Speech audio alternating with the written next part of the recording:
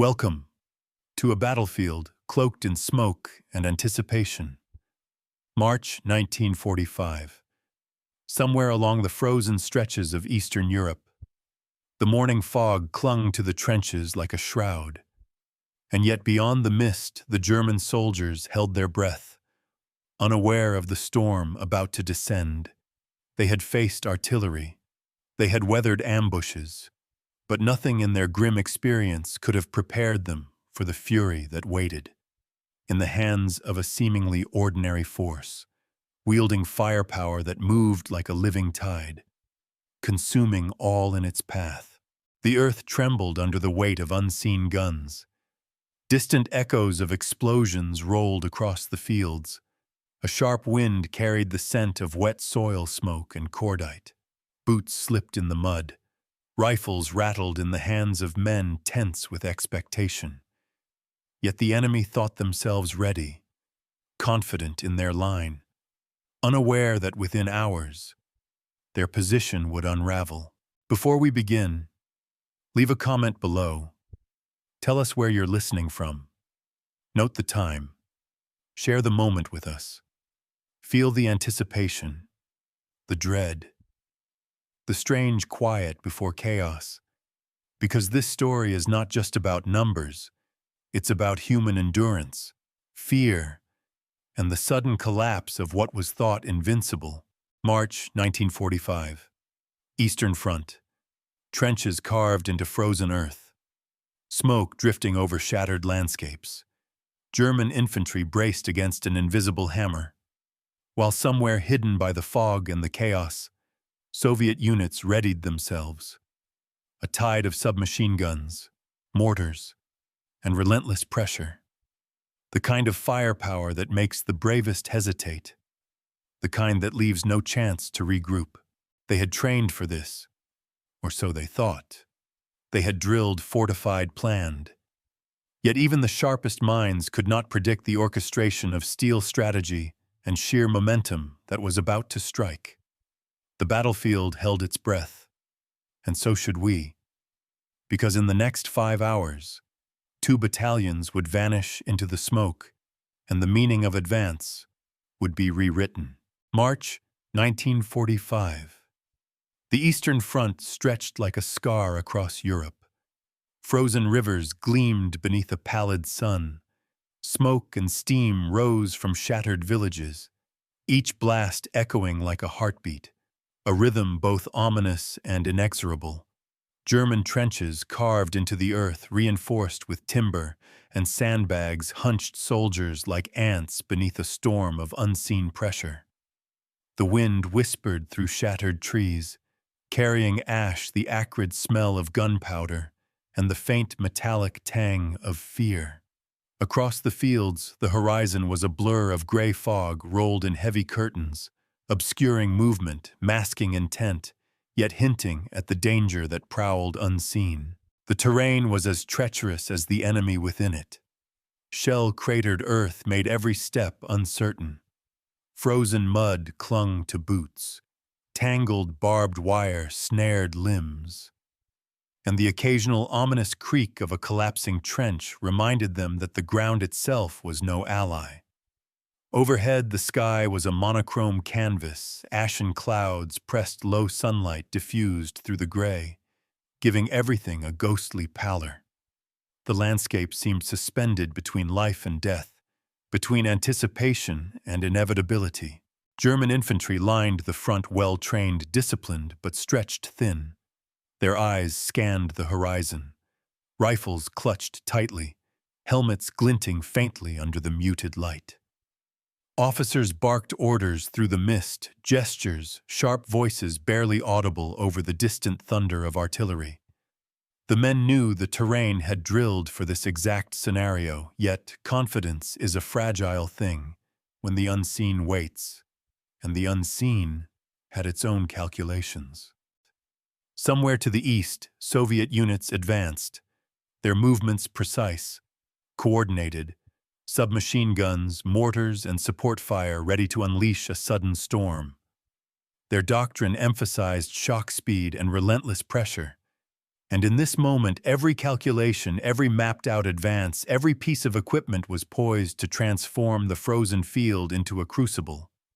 The enemy would not just meet them, they would be swept aside. The clash of steel and strategy was imminent. Dawn light crept across the trench lines, illuminating frost-covered helmets. Muddy faces etched with fatigue, eyes narrowed against the wind. Smoke from previous shelling mingled with fog. A thick, choking haze that swallowed sounds, distorted shapes, and made even the familiar landscape alien. Each man relied on instinct training and the faint hope that preparation might withstand reality. Yet even in the silence, tension was palpable, a quiet that throbbed like a pulse, a prelude to chaos. The enemy forces entrenched for weeks believed themselves secure. Maps drawn, artillery emplacements calculated, supply lines stretched but steady. Morale was cautious yet present, and they underestimated the magnitude of what waited beyond the mist. The Soviets had mastered the art of unpredictability, using speed coordination and firepower in ways that confounded traditional defensive logic. Every hour spent bracing was an hour closer to collapse. Trenches ran like veins through the scarred earth, zigzagging to reduce exposure to direct fire. Dugouts carved into mud and timber provided fleeting shelter. Inside, soldiers huddled, checking rifles, whispering orders, counting comrades, counting days. Frost seeped through clothing, and yet focus remained. Eyes darted constantly. Every shadow could signal movement. Every sound could herald disaster. The line between vigilance and obsession blurred in the cold. Above, reconnaissance planes skimmed the clouds, distant engines a low, persistent hum. They were the eyes of an advancing force mapping every trench, every bunker, every hidden angle. Below, the earth itself seemed aware. Tremors from distant shells, the subtle shift of sandbags, the distant crack of wood under stress, all spoke of tension waiting to erupt. The battlefield was a stage, and each participant, soldier, officer, and civilian alike, was unknowingly rehearsing for the moment of collision. Within the trenches, dialogue was scarce. Orders clipped, whispers tense. A cough, a pause, and then the sound of breathing. Each inhale a countdown, each exhale a prayer. Equipment rattled, rifles, grenades, and belts, small noises amplified in the anticipation. Every man sensed the invisible tide approaching. The air felt electric, charged with both fear and determination. Anticipation, sharpened by the bitter wind, became almost tactile. The Soviet approach was methodical yet merciless. Submachine guns clicked into readiness. Mortar crews adjusted calculations. Signals passed along invisible wires, through hand gestures, through the hum of the wind itself. The preparation of the unseen hand was mirrored by the anxiety of those entrenched. Each side occupying mirrored emotional landscapes, one ready to strike, the other ready to resist, yet blind to what was coming. In this moment, time dilated. Seconds stretched, movements slowed in perception. Eyes searched the horizon for a sign, a signal, a warning. The mist made shapes uncertain. Trees became silhouettes. Smoke veiled movements. And yet somewhere beyond the veil, decisions were already unfolding. Forces were converging, calculated to a minute detail, ready to unleash. The collision was inevitable. March 1945. A month etched into history, not for one decisive battle, but for the orchestration of overwhelming pressure. The stage was set. The players aligned. And every step forward by one side promised catastrophic consequences for the other. This was not just a clash of rifles and cannons. It was a collision of strategy, psychology, and endurance, of expectation against reality. And in the coming hours, the frozen earth would witness the unraveling of what had seemed unbreakable. Records from March 1945 show that the Eastern Front was a machine of attrition and precision. The German Ninth Army held a line stretching over 30 kilometers, trenches, bunkers, and forward observation posts meticulously arranged. According to the war diaries of Oberstleutnant Karl Rehberg, the front comprised 2 battalions, approximately 1,800 men, each unit equipped with standard-issue Mauser rifles, MP-40 submachine guns, and a limited complement of mortars. Artillery positions were placed at intervals of 1 kilometer, with pre-registered firing coordinates. In theory, the line was fortified, prepared for an assault. Yet Soviet intelligence had mapped every inch of these positions. Reconnaissance reports noted the exact orientation of each bunker, the width of trenches, and even the depth of overhead cover. Photographic evidence from Polikarpov Po-2 observation planes confirmed the layout. Coordinates were relayed to field commanders, and within hours, artillery units and infantry were repositioned for maximum effect. Mortar batteries were synchronized, timing calculated to the second. The sheer scale of the preparation suggested a campaign not of random attack, but of deliberate annihilation. Weaponry played a decisive role. The Soviet 104th Rifle Division fielded approximately 4,000 men, including 500 equipped with PPSH-41 submachine guns. These weapons fired at a rate of 900 rounds per minute, effective range up to 150 meters. Soldiers trained to fire in bursts overwhelming defensive positions in seconds. Alongside them, heavy mortars 120 mm caliber were used to soften entrenched lines before the infantry advance. Supply columns ensured that ammunition rations and medical support kept pace with the forward movement. German defenses, though experienced, were limited in response. Rehberg's diary notes that we expected probing attacks, but nothing of this magnitude. They moved with a speed and coordination that left no margin for adjustment. Reports from the War Department confirm that the Ninth Army's positions were not just outnumbered, they were outgunned and outmaneuvered. Communications were disrupted by artillery fire. Radio operators struggled under shell bursts. Orders were delayed. Confusion spread along the line. Casualty estimates from the period confirm the imbalance. Over 5 hours, the Soviet advance inflicted heavy losses. 2 battalions effectively rendered combat ineffective. More than 600 soldiers were killed, wounded, or captured in a matter of hours.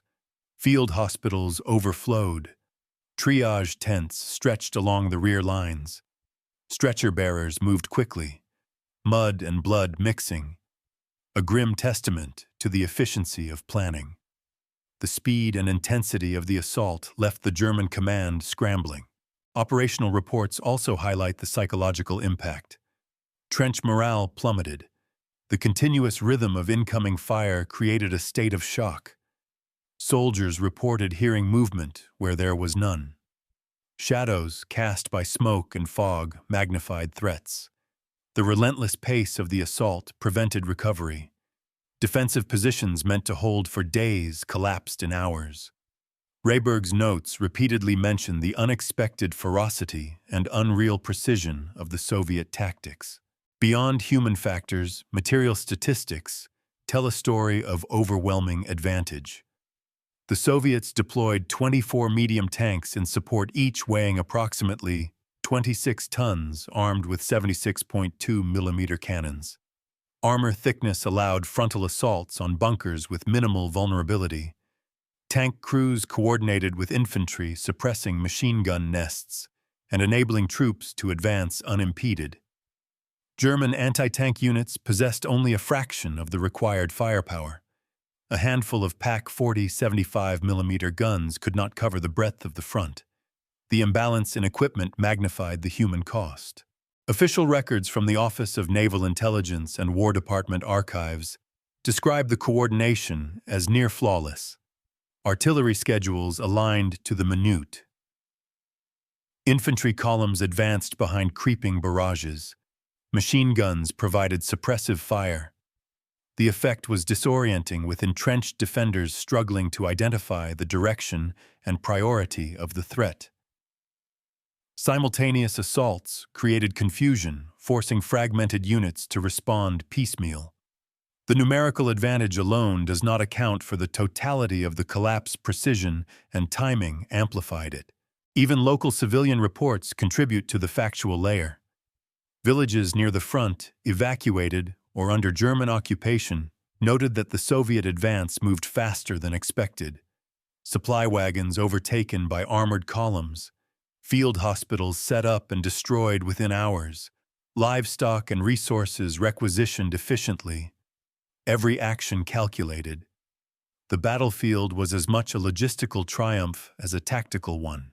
Statistical comparisons reinforced the scale. The Germans possessed roughly 1,200 rifles, 150 submachine guns, and limited artillery support.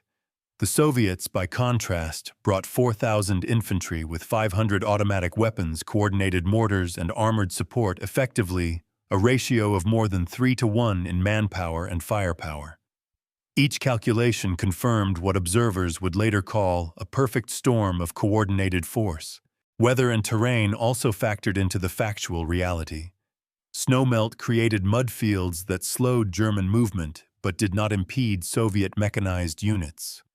Frozen river crossings were identified as vulnerable points. Soviet engineers laid temporary bridges, ensuring momentum was maintained. The meticulous preparation and application of technology rendered environmental obstacles secondary. In summary, the cold record of March 1945 shows an engagement defined not by heroics or chance, but by methodical, overwhelming force. 2 battalions of the 9th Army were neutralized in 5 hours. Hundreds of men killed or wounded. Supply lines disrupted. Defensive positions overrun. And all of this recorded in diaries, operational logs, and archival reports. The numbers tell the truth, the scale, the speed, the precision, leaving no doubt that this was a calculated, unstoppable assault. And yet, even within these facts, one senses the human dimension: fear, courage, confusion, the dread of the unexpected, the tension between expectation and reality. The battlefield becomes more than statistics. It becomes a living entity, recording its own story, waiting for the observer to comprehend the weight of planning, the force of execution, and the human cost, the stark reality of fact layer 1. Corporal Ivan Petrov crouched in the mud-filled trench. Water lapped at the edges of his boots, frost creeping through the fabric of his uniform. He gripped the PPSH-41 tightly, the metal cold almost vibrating in his hands. Around him, the other soldiers whispered, checking ammunition, glancing toward the horizon, their breaths clouding in the bitter air. Through the mist, he could barely make out the shapes of the enemy helmets, glinting faintly, rifles ready. A machine gun rattled somewhere ahead, the staccato sound cutting through the fog, each click and burst punctuating the tension.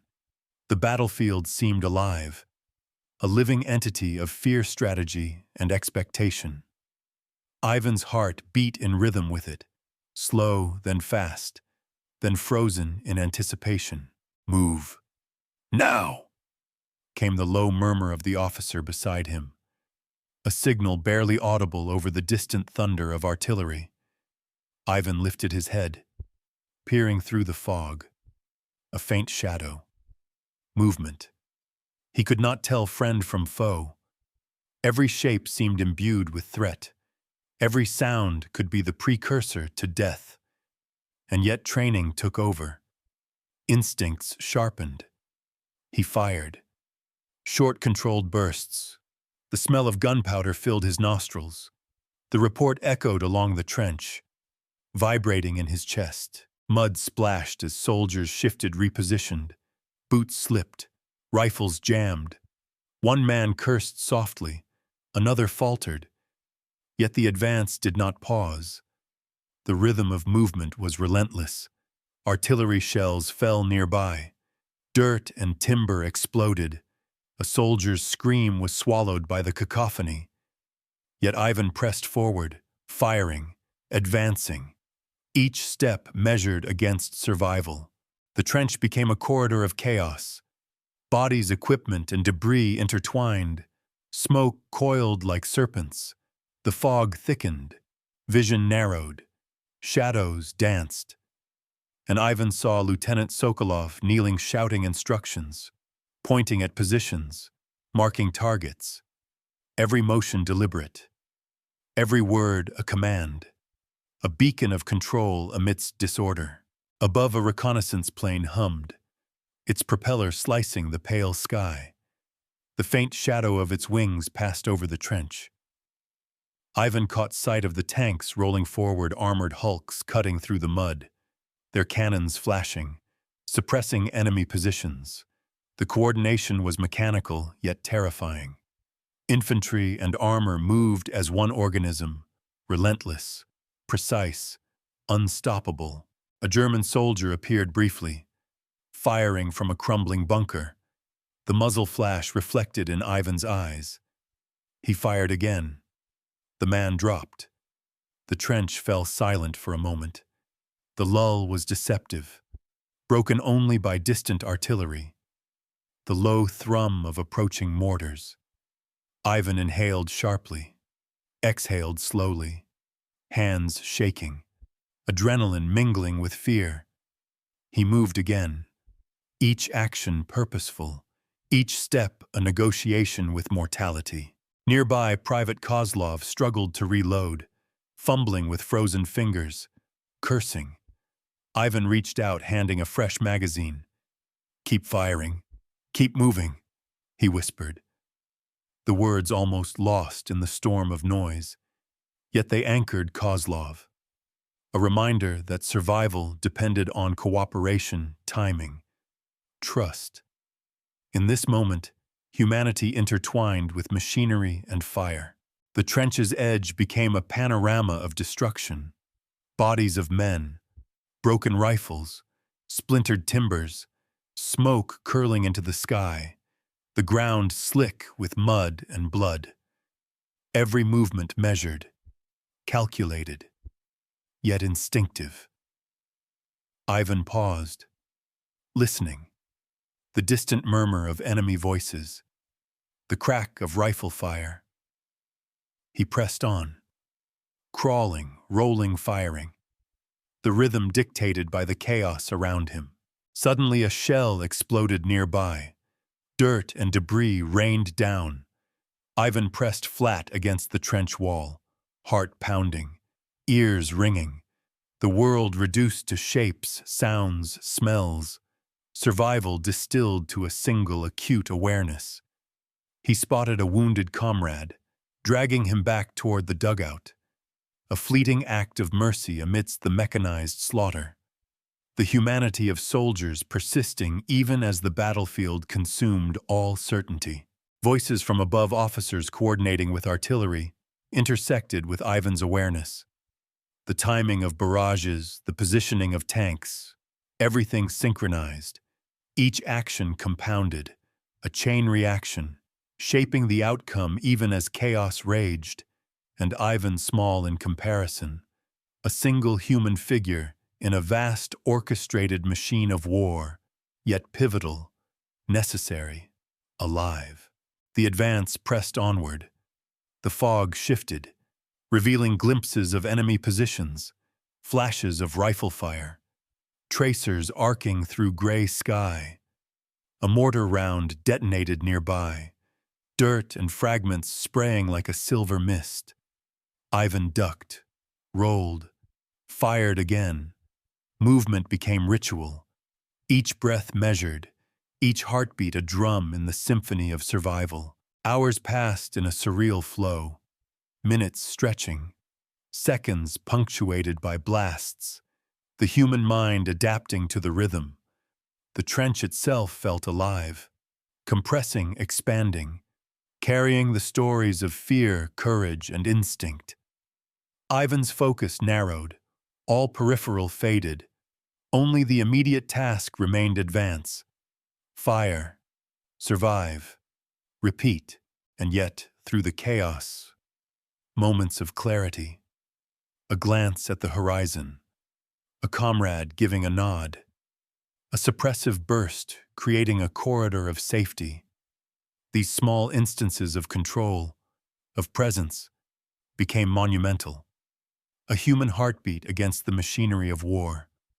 A testament to endurance, to the will to persist when all else is falling apart. By the end of the engagement, the trench had changed. Soldiers' mud smoke and shattered wood. The landscape a tapestry of human struggle. Ivan, exhausted, bloodied, yet still alive, looked across the field. The enemy lines disrupted, broken. The human scene concluded. But the echoes lingered. The memory of fear, action, and survival embedded in every man, a microcosm of the broader battle. The numbers do not lie. The German Ninth Army had fortified positions designed to resist attacks for days. 2 battalions, roughly 1,800 men with 150 submachine guns, 200 rifles, and a smattering of mortars. They had trained, drilled, expected a measured assault. Yet the reality unfolded with ruthless precision. The Soviets advanced with 4,000 infantry, 500 PPSH-41 submachine guns, coordinated mortar barrages, and armored support. The ratio was more than 3-1. Yet the figures alone understate the devastation. Outgunned, yet not only outgunned, but outmaneuvered. Artillery pre-registered on each bunker, every trench coordinate mapped and memorized. Infantry columns advancing behind creeping barrages. Suppressive fire cutting communication lines. German officers struggled to issue orders, their maps and plans rendered obsolete in minutes. The expectation of a standard engagement shattered. A predicted stalemate became a rout. Outproduced tanks and armored vehicles rolled forward, each 26 tons of steel, 76.2 mm cannon flashing in the gray dawn. 24 in total, each paired with infantry units. Machine guns covering every flank. The coordination was almost preternatural. In contrast, German anti-tank units could only hope to respond. A handful of PaK-40 guns could not cover 30 kilometers of front. Outproduced, outnumbered, outclassed. The imbalance was systemic, deliberate, catastrophic. Every sector mirrored this pattern. One trench held 400 men facing a calculated advance of 1,200. The math alone was damning. Outgunned, outnumbered, and under relentless pressure. The Soviet strategy magnified the human cost. Suppression, firepower, and momentum combined to overwhelm defensive positions. By the hour, the front disintegrated. Communication collapsed. Units acted in isolation. Yet the cohesion of the attacking force remained unbroken. Expected versus reality. The German command anticipated probing attacks, minor skirmishes, an engagement of hours. Yet in 5 hours, 2 battalions were rendered combat ineffective. More than 600 men killed, wounded, or captured. Supply lines fractured. Field hospitals overwhelmed. Stretcher bearers working frantically under fire. The reality shattered expectation with brutal clarity. Every statistic bore testimony to planning and execution. 500 submachine guns firing 900 rounds per minute. Synchronized mortar barrages timed to the second. Tanks advancing to clear machine gun nests. Infantry following with precise intervals. The numbers were not just figures, but vectors of destruction, each one amplifying the next. The battlefield was quantified, calculated, yet lived as chaos. Outranged artillery positions, though pre-registered, could not cope with simultaneous suppression from multiple directions. Mortars landing unpredictably. Machine guns covering overlapping fields of fire. German gunners struggled to respond. Each attempt to retaliate met with counter barrages. The coordination of firepower created zones of no survival. The defensive line, so carefully planned, became a gauntlet with no escape. Outsupplied Soviet logistics ensured a continuous stream of ammunition rations and medical support.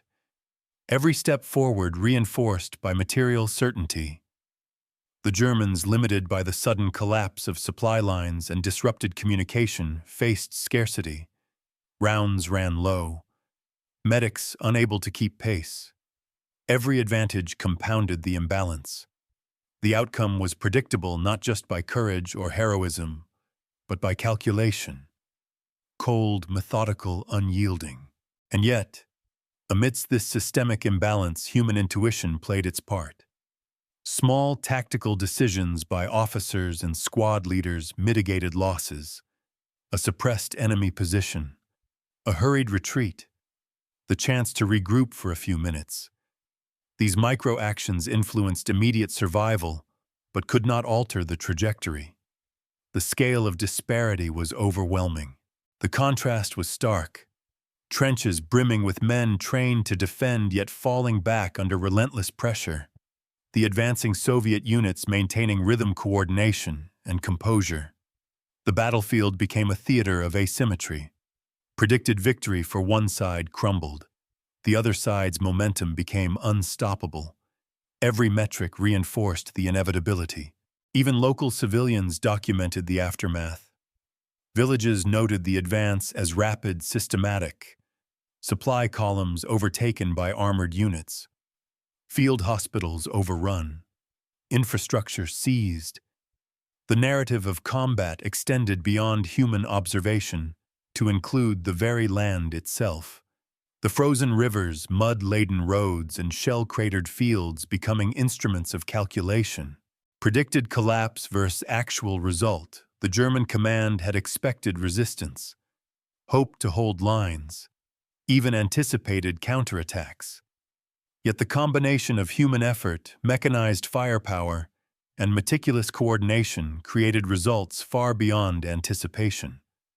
2 battalions neutralized, positions abandoned, morale shattered, and the ground itself seemed to record the collapse. Outgunned, outproduced, outranged, and outsupplied, yet more than that, outplanned, each Soviet action feeding into the next, precision magnifying impact, the effect cumulative, a rhythm of strategy that the defenders could not match. The stark contrast of preparation, expectation, and execution forming a narrative of inevitability.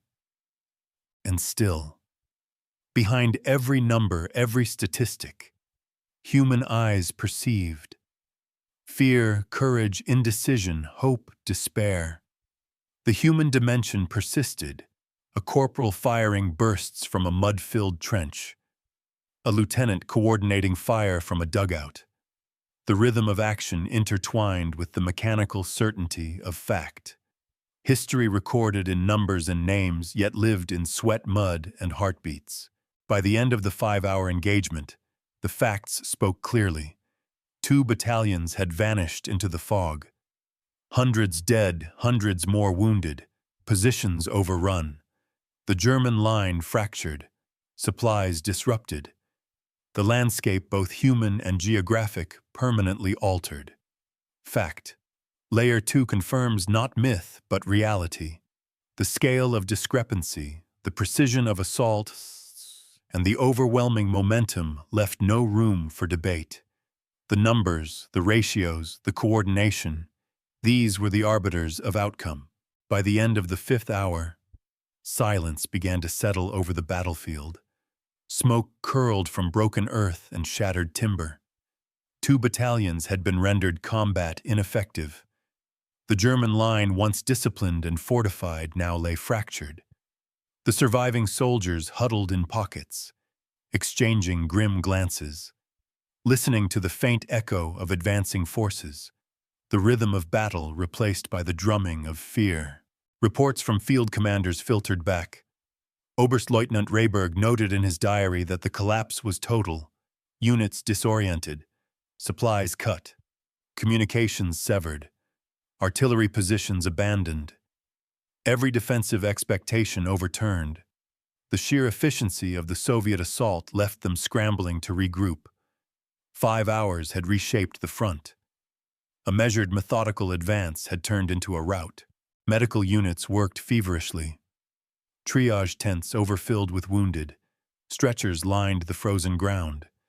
Medics shouting over the wind, trying to stabilize men whose injuries reflected the concentrated power of the assault. Blood and mud intermingled. a grim testament to the orchestration of destruction. The human toll was staggering, yet the discipline of the attackers had ensured minimal chaos on their side. Every casualty accounted for every movement precise. The aftermath also revealed logistical mastery. Captured equipment, abandoned positions, and disrupted lines provided material advantage. Soviet engineers moved swiftly, repairing roads, establishing supply points. The momentum maintained, artillery batteries repositioned, mortars ready to continue suppressive fire. The advance was not only victorious, but sustainable. The battlefield itself had been remade to their favor. Psychologically, the impact was profound. German troops, having endured bombardments and skirmishes before, were unprepared for the scale and coordination. Morale collapsed as units realized their defensive efforts were futile. Fear permeated even those who survived the initial assault. Deserters' temporary regroupings and the chaos of command breakdown painted a grim portrait. The human mind stretched to its limits, faced with inevitability. Even civilian observers chronicled the aftermath. Evacuated villages noted the speed and efficiency. Fields scorched livestock, seized supply depots overrun. Smoke from burning outposts marked the landscape. The rhythm of conquest was visible, tangible, impossible to ignore. The narrative of strategy was written across the earth itself, a testament to the blend of human planning and mechanized execution. Operational assessments later confirmed the long-term consequences. The disruption of German supply lines delayed reinforcements. Command units struggled to re-establish control. Defensive positions required weeks to rebuild. The strategic advantage gained from the 5-hour operation rippled across the front. The local victory had implications far beyond immediate losses. A pivot point in operational planning. Accounts from surviving soldiers reveal the lingering trauma, the memory of relentless fire, the overwhelming pressure, the sudden collapse of positions thought secure. Yet these personal recollections contrast with official data reinforcing the duality of warfare fact and experience numbers and human perception. Each perspective complements the other, providing a fuller picture. The echo of artillery continued to resonate long after the assault. Shells landing miles away, reverberations in the frozen soil, reminding both sides that even silence carries the memory of violence. For the victors, the efficiency of coordination and planning affirmed doctrinal superiority. For the defeated, the lessons were written in loss, confusion, and reflection. Analysis of tactical effectiveness shows the integration of infantry armor and artillery created a synergistic effect. Suppressive fire enabled movement. Mortars softened defenses. Tanks neutralized machine gun nests. Every action amplified the next. German countermeasures delayed and fragmented proved insufficient. The orchestration of firepower exemplified combined arms strategy at its most decisive. And yet, amid the devastation, human stories emerged. A soldier tending to a wounded comrade. A lieutenant rallying his men to cover a retreat. These instances of courage, compassion, and improvisation punctuated the mechanized efficiency. A reminder that war is always a human endeavor. Numbers and firepower only frame the narrative. Humanity fills its contours. By nightfall, the fog thickened. Embers glowed in shattered trenches. The field silent but for distant patrols and the occasional crackle of a sniper's shot. The Soviets consolidated their gains. Positions secured. Supply chains reinforced. The front line now a testament to planning precision and relentless execution. The aftermath complete, yet the memory lingering. Even months later, the operation was cited in strategic studies. Lessons in coordination, timing, and integration of combined arms emphasized. The effectiveness of rapid, concentrated assaults against fortified positions highlighted. Doctrine adapted. Future engagements influenced. A single 5-hour window reshaping operational thought. And so the battlefield held its story, scars etched into earth memory and reports.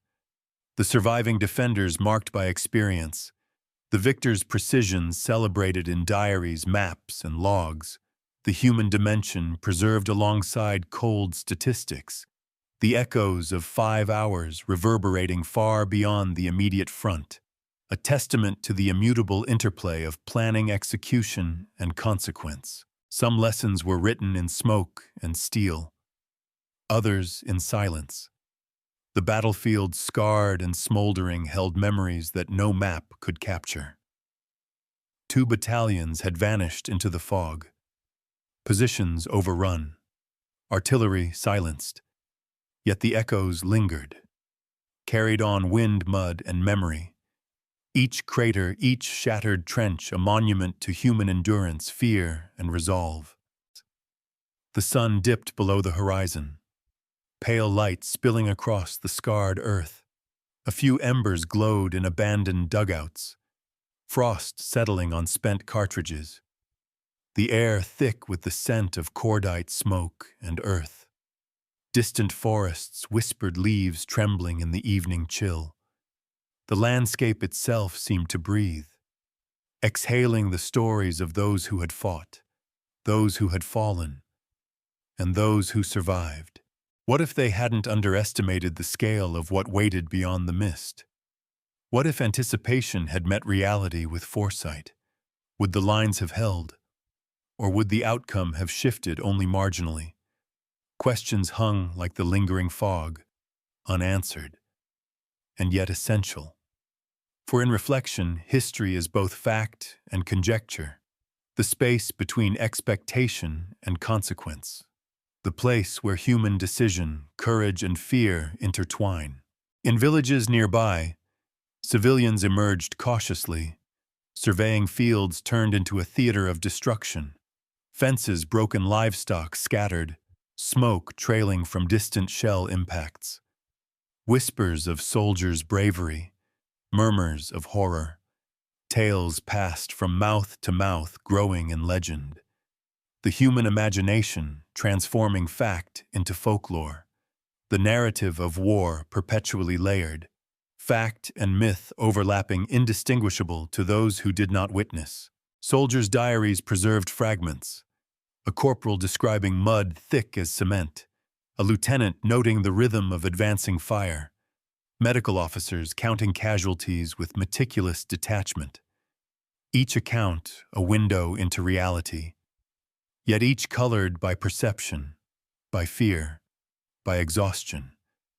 The battlefield remembered differently by each participant, the same 5 hours etched in multiple dimensions, simultaneously precise and fluid, simultaneously fact and story. The rivers, frozen and fractured, carried reflections of smoke and light, their surfaces disrupted by ice and debris, a silent witness to the events above. Trees stripped of leaves stood like sentinels, branches silhouetted against fading light. Wind passing through them created a ghostly chorus, a natural echo of human action, of battle, of decision, of consequence. Flags abandoned in haste fluttered in the cold, torn and mud-stained, symbols of positions lost, of command disrupted. Yet they also marked the resilience of those who remained, small gestures of identity amidst chaos, a reminder that even in defeat humanity persisted, a single banner standing against the entropy of war. And in the quiet moments, soldiers huddled in temporary shelters, reflecting on the day's events, letters written home, voices recalling the sight of a comrade saved, a life lost. The peculiar serenity found only after action, a lull in the storm, the mind attempting to reconcile numbers with experience, strategy with reality, survival with sacrifice, lessons carried forward, archives preserved in careful logs, war colleges analyzing coordination, firepower integration, and logistics. The assault studied as a case in combined arms precision. Yet these lessons, however factual, cannot capture the human heartbeat within each decision. The fear, the courage, the instinct, the improvisation, the fleeting clarity amid chaos.